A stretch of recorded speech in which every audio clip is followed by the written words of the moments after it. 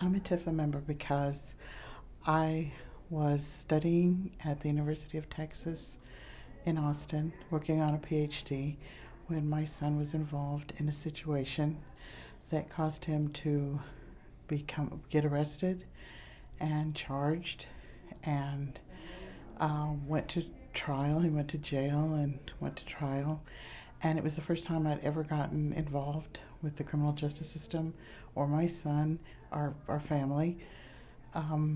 My father had been in the military and served 20 years in the armed forces, and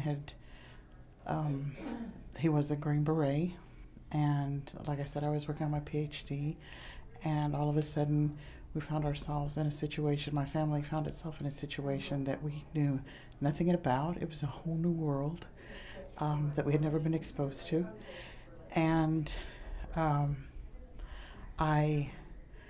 as we went through the process that we were exposed to with the criminal justice system, we found that we could not afford an attorney. I trusted that attorney would work in the interest of my son and would, make sure that I found out that it wasn't that way, the way I had been taught to believe in the system. And so my son was convicted of a crime and sentenced to life in prison. And he has now served 13 years.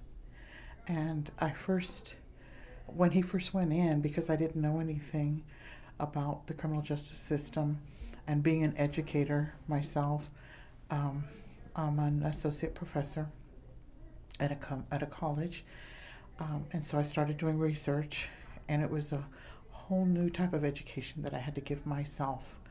And TIFA, I became aware of the Texas Inmate Families Association, and they had similar situations or had been through situations that I might find myself in that affect people that are in prison, because it many times indirectly affects the families that are left behind, the mothers